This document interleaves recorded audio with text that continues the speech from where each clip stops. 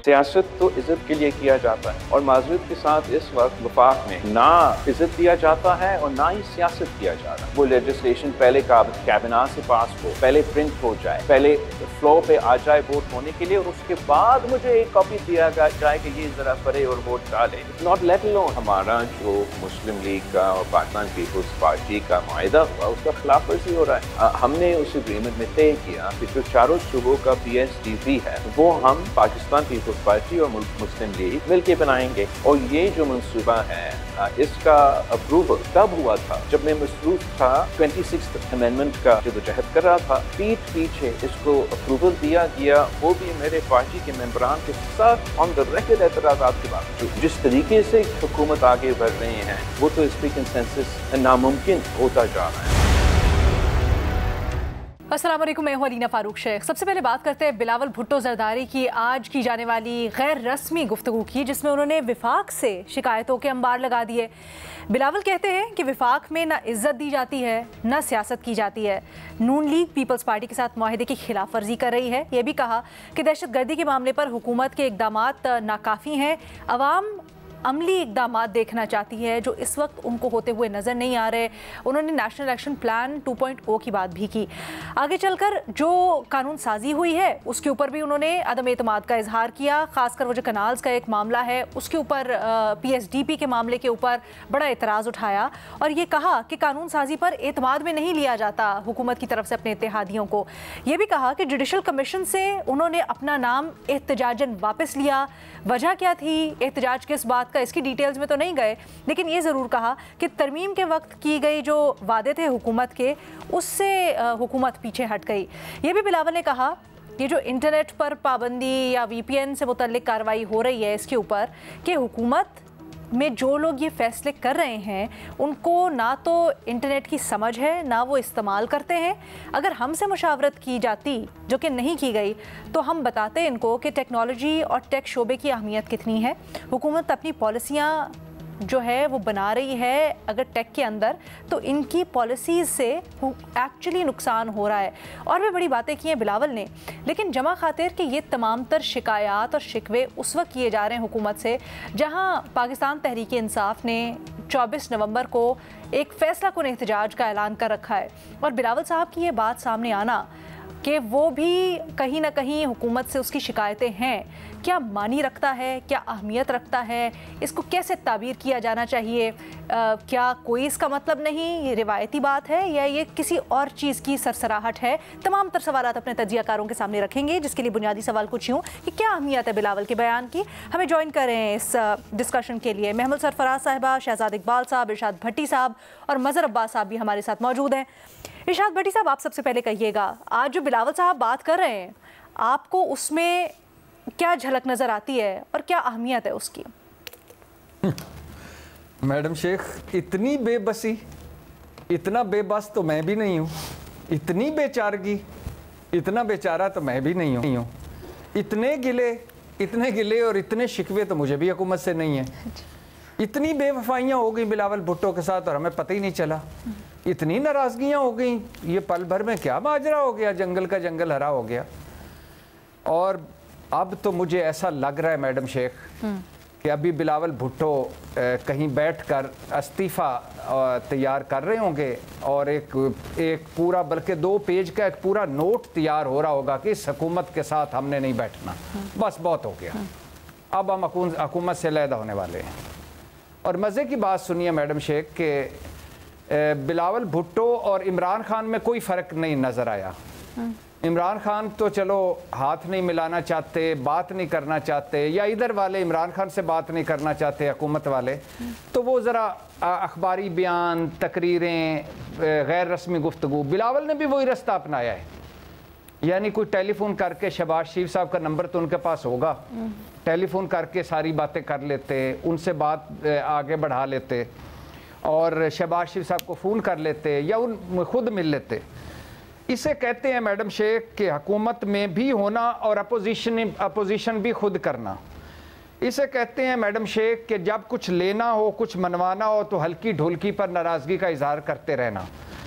और फिर जब मुतालबात पूरे हो जाएं, सब कुछ मान लिया जाए, तो गुड्डी गुड्डी हो जाना जमहूरियत के लिए। इसे कहते हैं करना कुछ कहना कुछ। और इसे कहते हैं जब हुकूमत कहीं गेड़े में आई हुई हो, लोहा गर्म हो, तो अपना अब या तंदूर तपा हो, आसान लफ्ज़ों में तंदूर तपा हुआ वो अपनी रोटी भी लगवा लेना। अब आप मैडम शेख ज़रा देखिए कि बिलावल भुट्टो को 4G नेट भी याद आ गया। उन्हें पता अचानक चला कि ये जो पीपल्स पार्टी से आईनी तरमीम हुई, 26वीं आईनी तरमीम, इन्ना लिल्लाह व इन्ना इलैहि राजिऊन, आज़ाद अदलिया का, जिसमें वो दुल्हा थे, तो उसमें भी वादा खिलाफी हो गई। आज उनको कहीं पता चला सवेरे उठे तो, और दही सिंध से जज भी नहीं आए, और जुडिशल कमीशन से वो इस्तिजाजन इलादा भी हो गए, वो आज उन्होंने बता दिया। दो निज़ाम चल रहे हैं सिंध इस हुकूमत में और इस मुल्क में, और सिंध के साथ बड़ा जुल्म हो रहा है। और पहले फ्लोर पर बिल आता है, फिर उनको कापी दी जाती है। ये भी अब उनको किसी आके रुकन ने बताया। वफाक में उनकी इज्जत भी नहीं हो रही, सियासत भी नहीं हो रही, हुकूमत दहशतगर्दी पर कुछ कर भी नहीं रही। और एक और उन्होंने बड़ी मज़े की बात बताई है, जुल्फी बुखारी साहब, इमरान खान साहब, तहरीक इंसाफ साहब मुतवज्जो हों कि ट्रंप के दामाद और बेटी को वो भी जानते हैं। बेनज़ीर भुट्टो को ट्रंप ने खाने पर भी बुलाया था। आसिफ ज़रदारी ट्रंप को सदर बनने से पहले जानते हैं। और VPN बंदिश पर भी मुशावरत नहीं हुई, इंटरनेट मजीद स्लो हो गया। तो मैडम शेख किस्सा मुख्तसर, ये इसी तरह की बोर कर देने वाली, एलर्जिक कर देने वाली, और एक अजीबो गरीब किस्म के पुराने 90s दौर के जो PTV के ड्रामे थे, वो तो खैर बहुत अच्छे थे, लेकिन वो जो उससे पहले ब्लैक एंड वाइट किस्म के ड्रामे हम इन दोनों पार्टियों के देखते आए हैं। कुछ भी नहीं होना, ये सारी बातें हैं। कुछ मनवाना होगा, कुछ लेना होगा, कुछ अंडर हैंड कुछ और करना होगा। 24 को वो इजलास आ रहा है, वो उनका इज्तिजाज आ रहा है।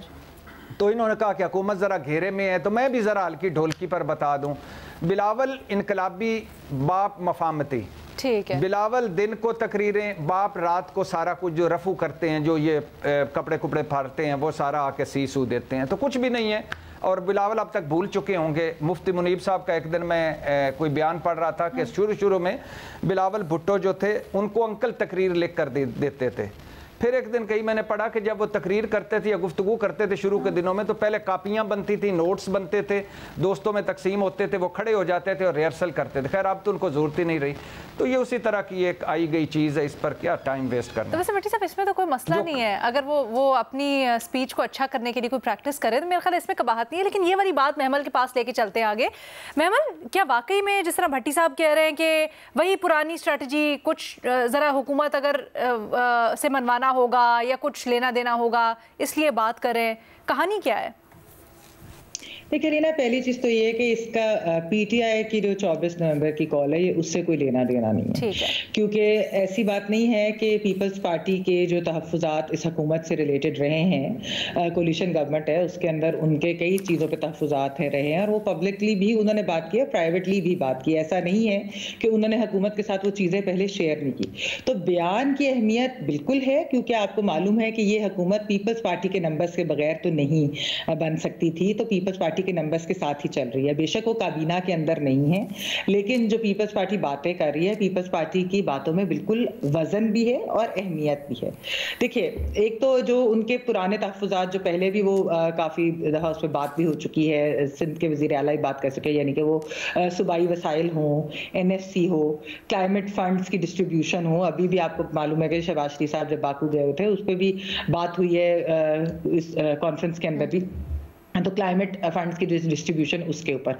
अच्छा, फिर जो अब की अगर आप बात कर ले, जो 26वीं आईनी तरमीम से मुतालिक है, उसके अंदर जो सुप्रीम कोर्ट में उसके बाद यानी कि जो लाया गई है, जिस तरह जो कानून साजी हुई है कि सुप्रीम कोर्ट में जो तादाद बढ़नी है, तो उसके अंदर भी एक पीपल्स पार्टी का बिल्कुल ये डिमांड है कि सारे सूबों की जो है वो रिप्रेजेंटेशन होनी चाहिए, सूबों के तनासुब से उसको ठीक करनी चाहिए।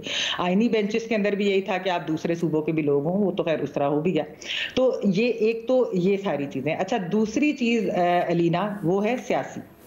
अब सियासी मामलात ये है कि पीपल्स पार्टी को ऐसे लगता है, जो उन्होंने बात की है मुसव्वदों के बारे में या कवानीन के बारे में, जिस तरह उन्होंने कहा कि बिल्स कैसे आ जाते हैं, ये बात जब 26वीं तरमीम आई थी, ओरिजिनल जो पहला मुसव्वदा आया था और जो रात को उनको मिला सबको और फिर उसके ऊपर वोटिंग नहीं हो सकी थी, तो उसके ऊपर पीपल्स पार्टी का एक गिला ये भी है कि देखें इस तरीके से तो आइन साजी या कानून साजी नहीं हो सकती। आपने इतनी बड़ी एक अमेंडमेंट करने आप जा रहे थे, उसके अंदर कोई डिबेट ये तो नहीं है कि जो लिखा पढ़ा आ गया। आप तो मान गए, नून लीग वाले तो मान गए, शायद उनको तो नौकरी करनी है, उनको शायद इस चीज का या ऑप्टिक्स या बाकी चीजों का इतना नहीं है, लेकिन इन्होंने तो जवाब भी देना है। कोलिशन के अंदर है बेशक, लेकिन यह है कि कल को ये तो नहीं हो सकता कि कामयाबियां सारी नून की तो नाकामियां जो है वो भी सिर्फ उनकी तो नहीं होंगी, कोलिशन के ऊपर भी आता है ना, उसका एक बोझ भी होता है, अपने लोगों को अपनी सीसी सबको उन्होंने जवाब भी देना है। फिर आपको पता है कि वो किस किस्म की ओरिजिनल जो मुसव्वदा था उसके अंदर किस किस्म की चीजें थी कि जिसको पीपल्स पार्टी JUIF ने मिलकर मामलात को ठीक किया। बहुत सारी चीजें जो है वो इस तरीके से उसको उसमें से निकाली। फिर जिस तरह जो नई कानून साजी, आपको पता है कि आप अगर देख लें ओवरऑल कि हम क्यों बात करते हैं कि बिलावल भुट्टो साहब जो है अगर उनको क्रेडिट भी मिल रहा है तो उन्होंने काम किया। आपने देखा पीपल्स पार्टी ने कैसे जाके सिविल सोसाइटी को भी मिले, स्टेक होल्डर्स को भी मिले हैं, सबको। नून लीग जो थी वो उस तरीके से गायब थी, एक ओनरशिप के अंदर भी, एक काम करने के अंदर भी, एक डिबेट के अंदर भी।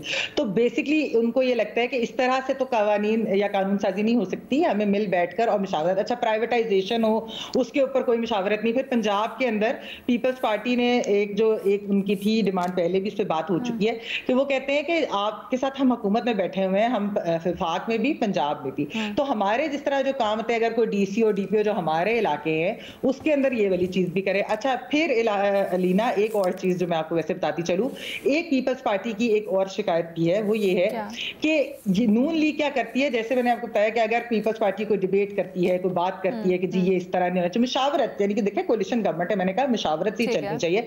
जब वो करते हैं तो ये वो वाला काम हो रहा है जिस तरीके से PTI की गवर्नमेंट के बारे में कहते थे ना कि खान साहब शिकायत लगा देते थे, इधर नून लीग भी ये कर देती है कि वो शिकायत लग जाती है। किसको? अच्छा अब ये किसको लगती है लीना, इधर हाइब्रिड निजाम में किसको शिकायत लगती है? अच्छा अब ये जो चीजें है ना, हाँ जी, अब ये जब चीजें होती है तो वो कहते हैं कि देखिए नून लीग को चाहिए कि सियासत करे, हम उनके कोलिशन पार्टनर्स हैं, हमसे बातचीत करके मामला जो है वो ये इस तरीके से आपको बात करने की आगे क्या जरूरत है। और उसके अंदर पीपल्स पार्टी फिर भी मैं ये भी बताते चलूं स्टैंड भी लिया। आप देखिए अगर 26वीं तरमीम जो ओरिजिनल थी उसका मुसव्वदा देख लें, उसके अंदर पीपल्स पार्टी ने बहुत सारी चीजें ऐसी निकलवाई जो शायद हाइब्रिड वालों को तो था कि होनी चाहिए लेकिन नहीं हुई, तो एंड पर जो चीज निकली है तो उसके अंदर ये जो सारी ओनरशिप बिली सब कुछ तो पीपल्स। चलो मैम इसको मैं आगे जाके डिस्कस करती हूँ, मुझे जरा जल्दी से बता दीजिएगा जुडिशल कमीशन से एहतजाजन नाम क्यों वापस लिया बिलावल ने, क्या वजह थी?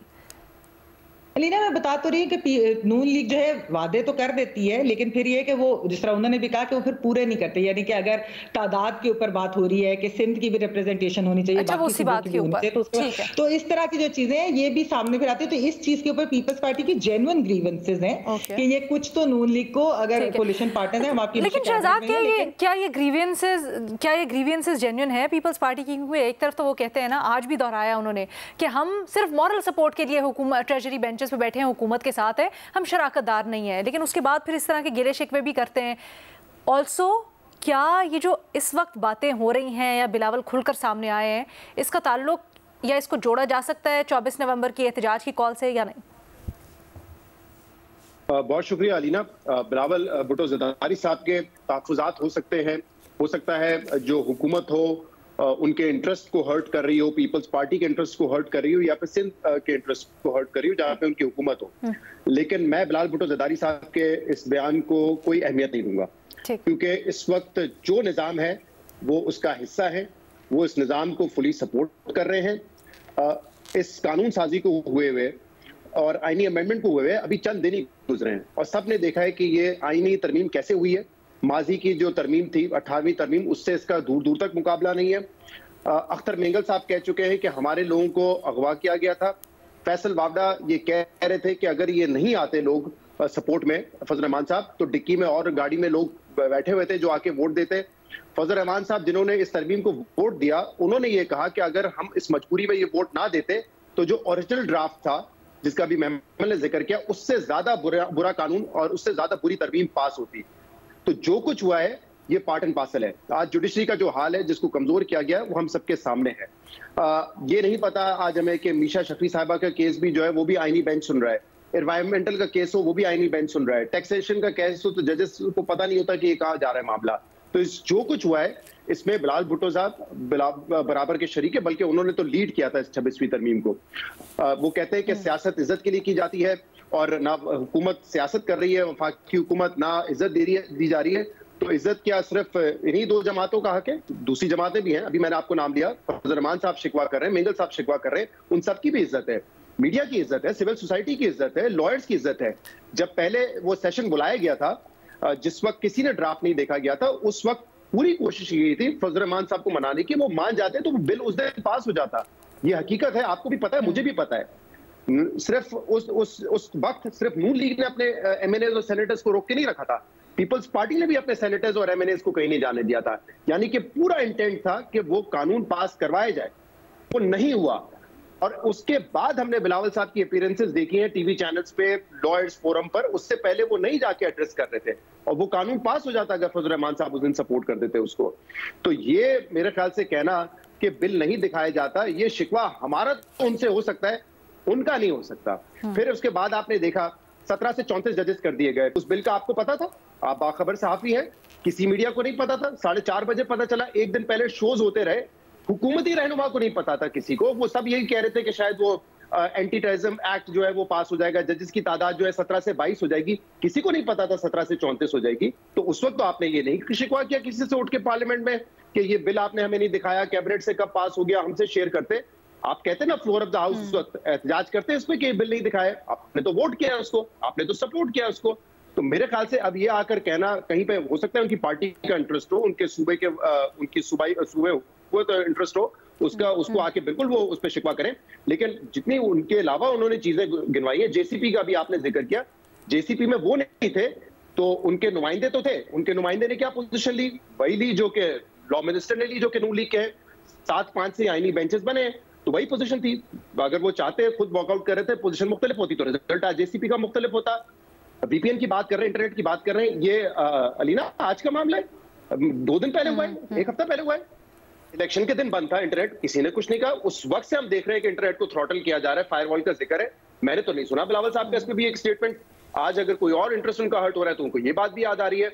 हमने तो नहीं देखा कि दहशतगर्दी के हवाले से रात को 3-3 बजे बैठ के, 4-4 बजे बैठ के पार्लियामेंट हाउस चला हो, या फिर सियासतदान बैठे हो और मुशावरत की हो कि कोयटा में 27-28 लोग हमारे शहीद हो गए, उसमें फौजी जवान थे। चलो रात 4 बजे तक बैठ के मुशावरत करते कि कैसे जो है 2.0 लेकर आना है, नेशनल एक्शन प्लान, तो नेशनल एक्शन प्लान का 2.0 लेकर आना है। हमने तो नहीं देखी है सीरियसनेस। तो मेरे ख्याल से उनके अपने तहफुजात होंगे और उनको चाहिए कि उसमें बात भी करें।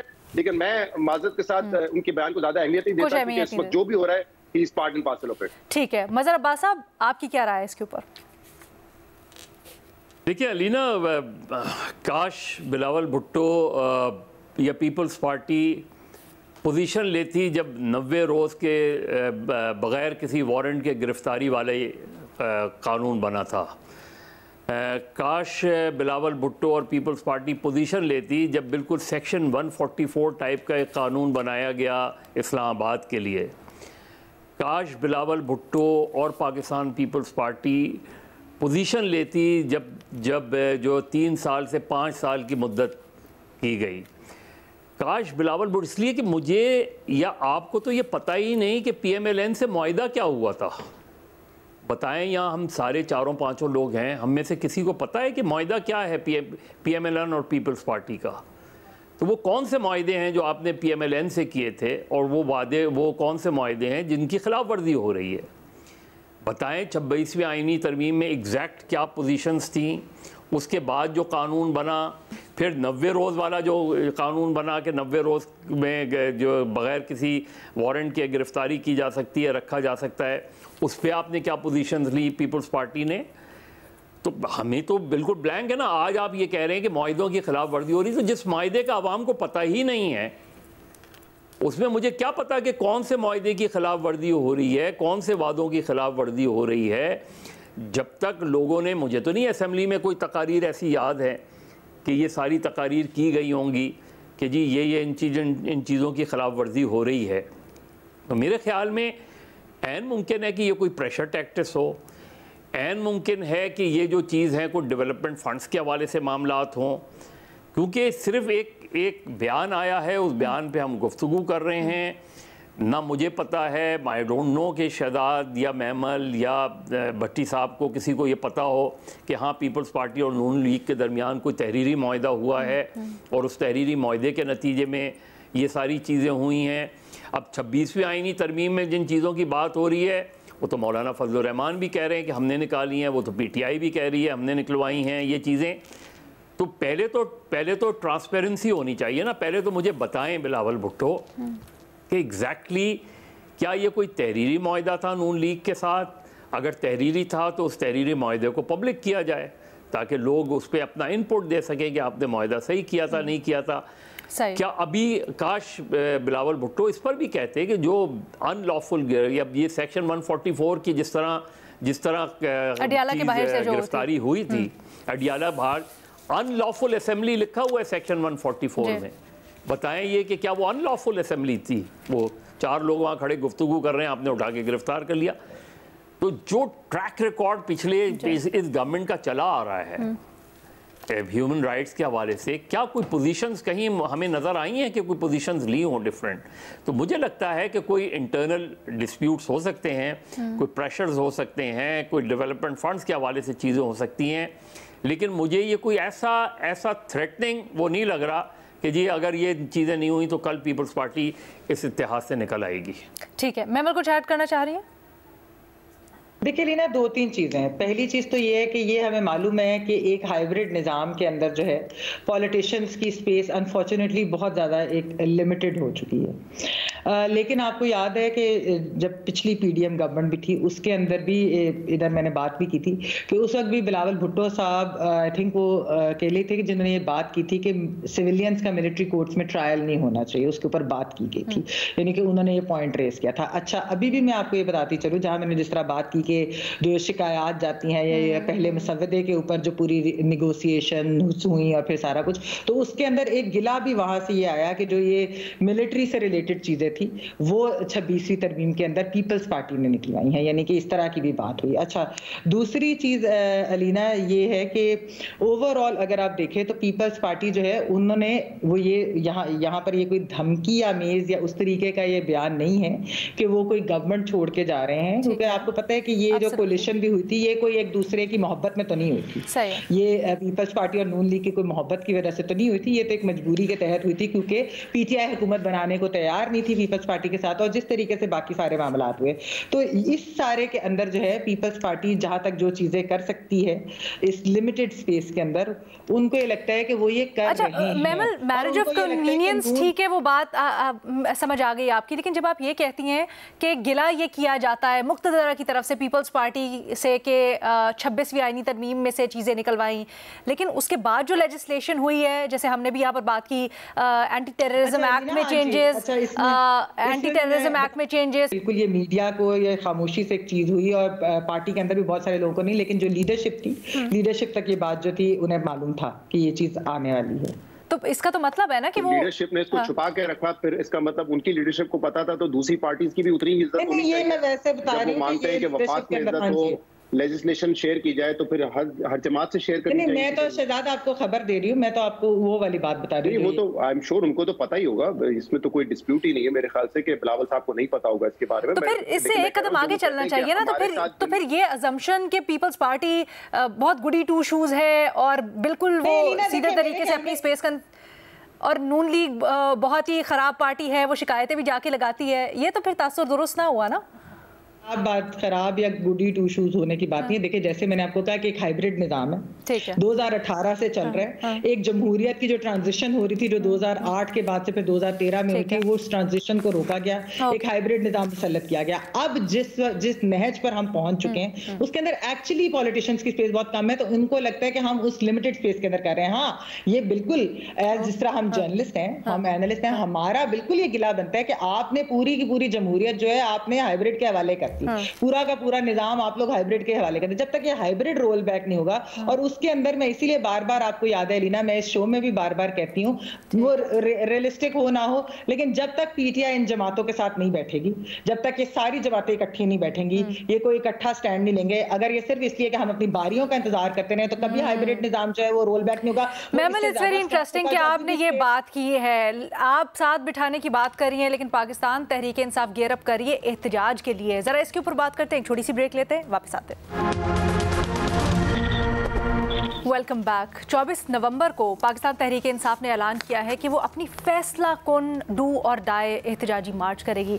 अब इससे मुतल्लिक दावा ये किया जा रहा है पाकिस्तान तहरीक इंसाफ की तरफ से कि अवाम ने मौजूदा हुकूमत को मुस्तरद कर दिया है और अवाम में गैर मकबूल हो गई है हुकूमत, इसलिए वो एहतजाज के लिए निकल रहे हैं। बट दूसरी जानिब मुस्लिम लीग नून की रहनुमा और वज़ीर आला पंजाब मरियम नवाज़ ने कल गुफ्तगू करते हुए ये कहा कि उनकी राय में पाकिस्तान तहरीक इंसाफ गैर मकबूल हो चुकी है, और बल्कि उन्होंने सर्वे करवाया है जिसमें इसके बरक्स उनको बिल्कुल बात मिली है। उन्होंने क्या कहा एग्जैक्टली, उन्हीं की ज़बानी सुनिए। तकरीबन एक दहाई के बाद पाकिस्तान को जो है वो अच्छी खबरें सुनने को मिल रही हैं, और ये सही बात है कि पाकिस्तान के अंदर तो जो ये फितना और इंतशार जो तहरीक थी उसका खात्मा होता हुआ मुझे नजर आ रहा है। और ये बात मैं ऐसे नहीं कर रही, मैं अपने सर्विस कराती हूँ जिसमें PMLN जो है माशाल्लाह वो बिल्कुल असेंट पे है इस वक्त, और जो बाकी पार्टीज है जिनका काम फितना फैलाना है, इंतशार फैलाना है, बदतमीजी करना है, बदतहजीबी करना है, वो बिल्कुल इस वक्त जो है वो नोज डाइव कर रही है। कुछ नहीं है मुखालिफिन के पास सवाए इस बात की कि वो इलाज के लिए वहां क्यों गया है, उसके जूते कितने के हैं, उसका बैग कितने का है, उसने कौन सा कोट पहना हुआ है। किसके मौक़िफ़ में ज़्यादा वजन है, मरियम नवाज़ या फिर पाकिस्तान तहरीक इंसाफ? इरशाद भट्टी साहब। मैडम शेख, आपके इल्म में होगा और इल्म में होना चाहिए, और इल्म में ज़रूर होगा कि वैसे तो मैं इन सर्वेज़ को मानता ही नहीं हूँ।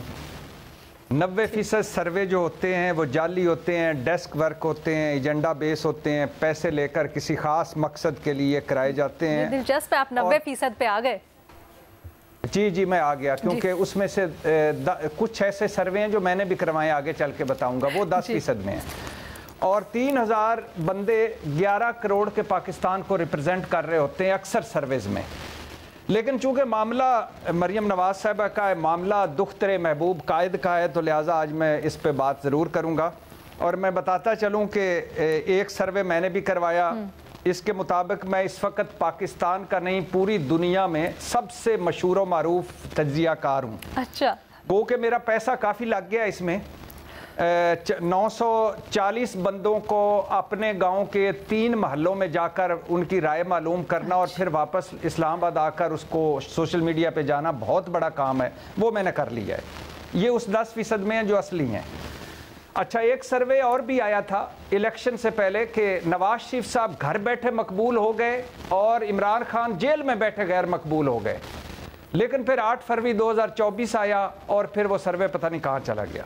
अब मैं ये सवाल नहीं पूछूंगा, ये सीरियस सवाल कि ये जो मरियम नवाज़ वाला सर्वे है ये किसने किया, ये सर्वे हुआ कहाँ, ये सर्वे कब हुआ, सर्वे में कितने लोगों ने हिस्सा लिया, सर्वे कहाँ है, सर्वे में किन बुनियादों पर इस सर्वे में तहरीक इंसाफ नीचे और मुस्लिम लीग ऊपर जा रही है, और वो सर्वे कहाँ राय बता दें फिर या वो सर्वे कब छुपेगा। लेकिन मैं आना चाहता हूं सबसे पहले मरियम नवाज साहबा, आपका शुक्रिया, आपने इतनी बड़ी बात से आगाह किया। आपको एक बार मुबारक हो कि आप अकेले दौड़कर इस बार पहले नंबर पर आई हैं, वरना पिछली मरतबा 8 फरवरी को अकेले दौड़कर 3rd आई थी।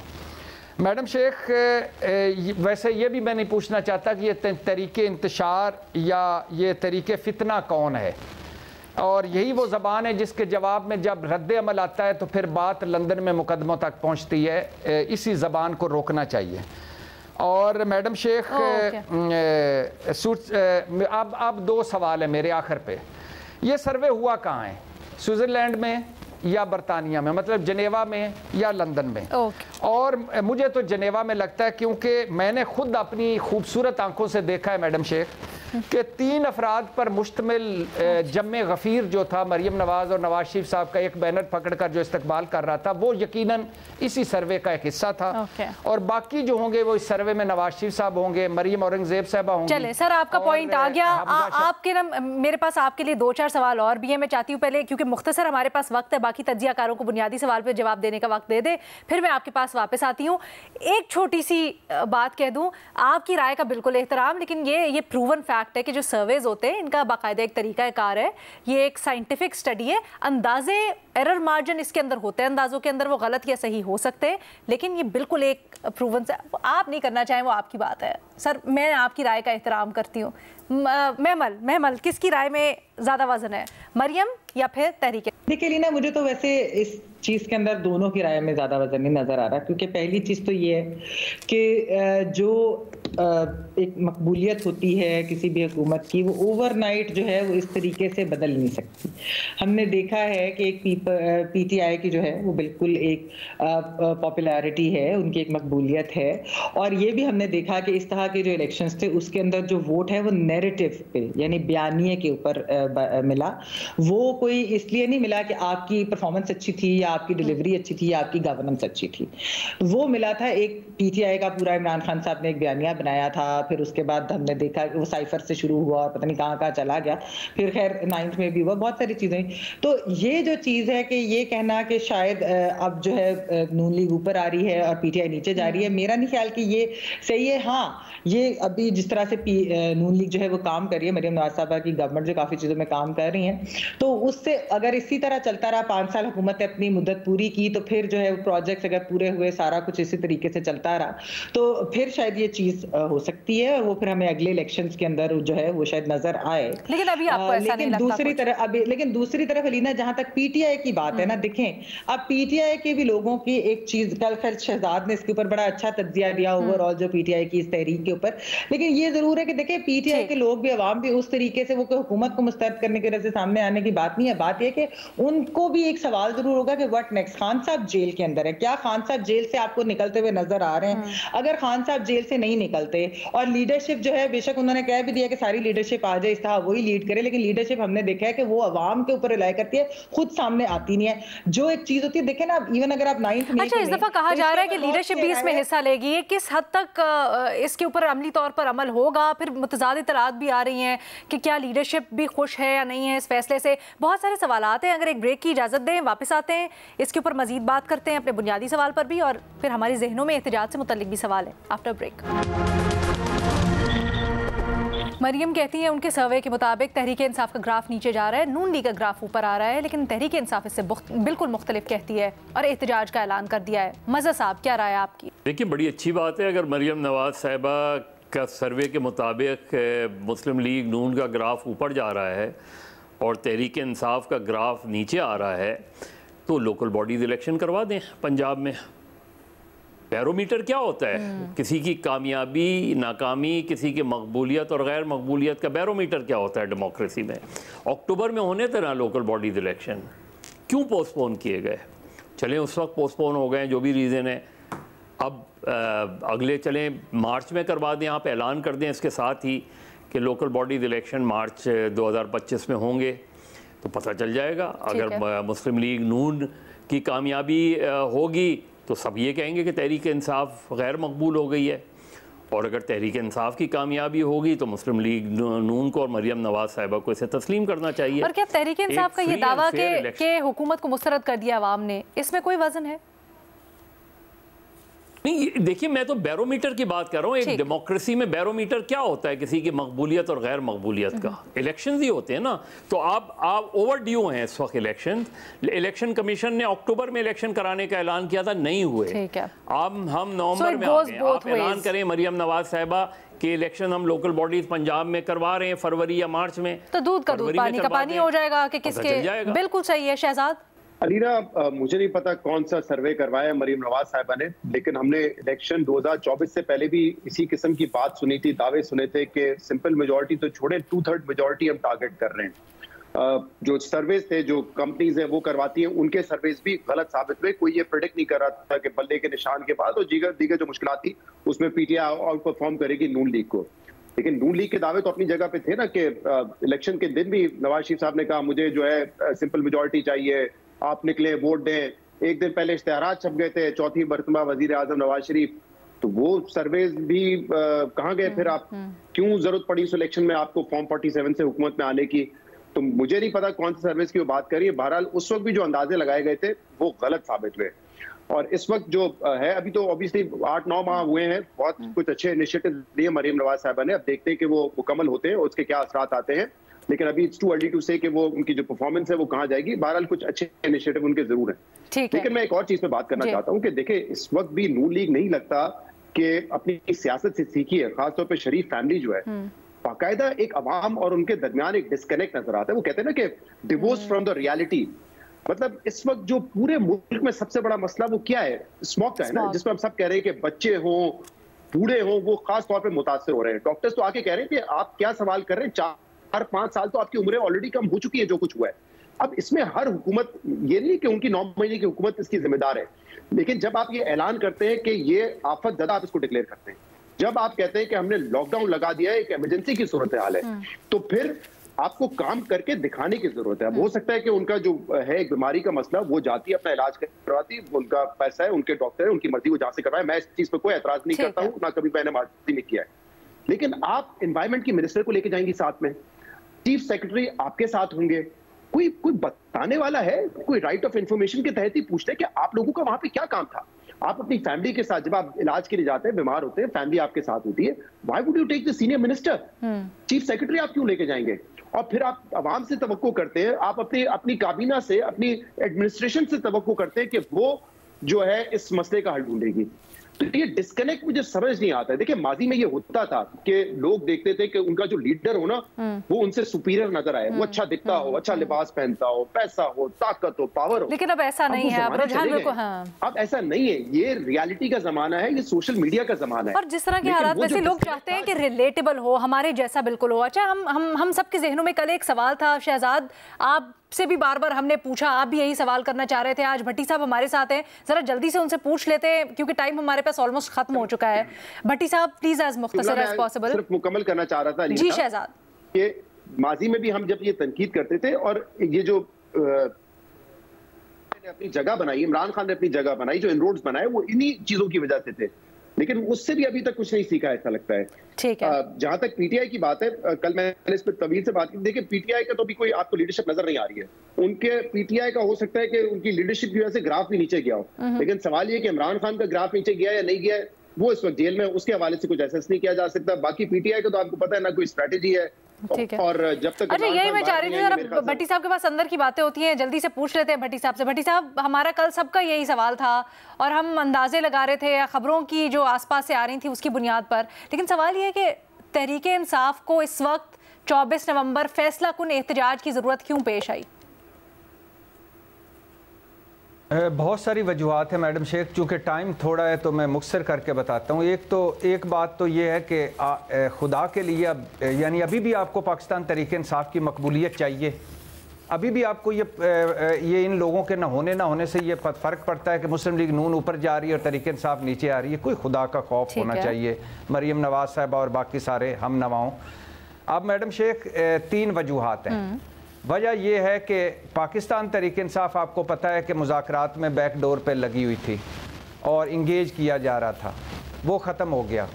वजह यह है कि नए केसेस शुरू हो गए पाकिस्तान तहरीक इंसाफ के ख़िलाफ़। वजह यह है कि मखसूस नशिस्तें पाकिस्तान तहरीक इंसाफ को नहीं दी जा रही। वजह यह है कि इमरान खान पर सख्तियाँ बढ़ गई हैं जेल में।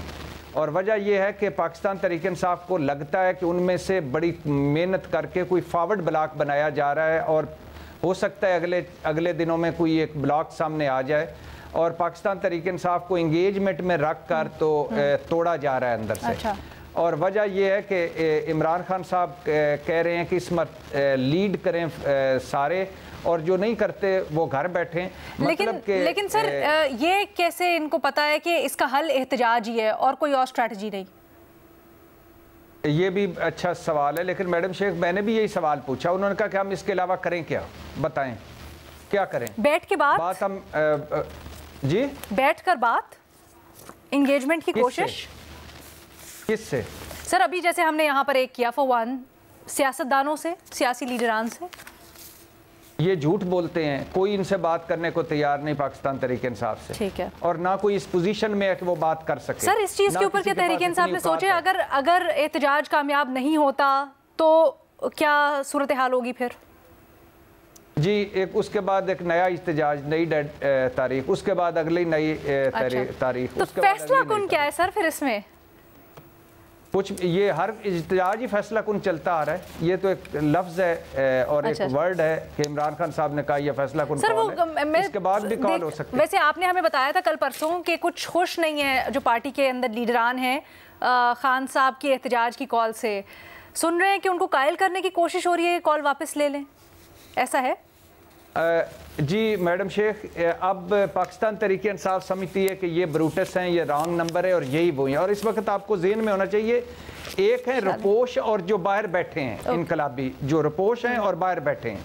एक है दरमियान में जो कोई अभी भी कहते हैं कि यार सारी कश्तियाँ ना जलाओ, और एक हैं जो तंग आए हुए हैं और वो कहते हैं कि अब क्या इसके अलावा ऑप्शन क्या है। लेकिन पाकिस्तान तहरीक इंसाफ की ये इज्तिजाज तो होने जा रहा है। अब इमरान खान साहब से मिलने भी लोग जा रहे हैं, और मगर इसमें से कोई तब्दीली नहीं है। प्लान बी पर कुछ है कि प्लान बी भी बना लिया जाए, और वो प्लान बी लेकर जा रहे हैं लोग इमरान खान के पास। ठीक है जी, सवाल तो बहुत से हैं लेकिन अनफॉर्चुनेटली आज वक्त इतना ही। अल्लाह हाफ़िज़।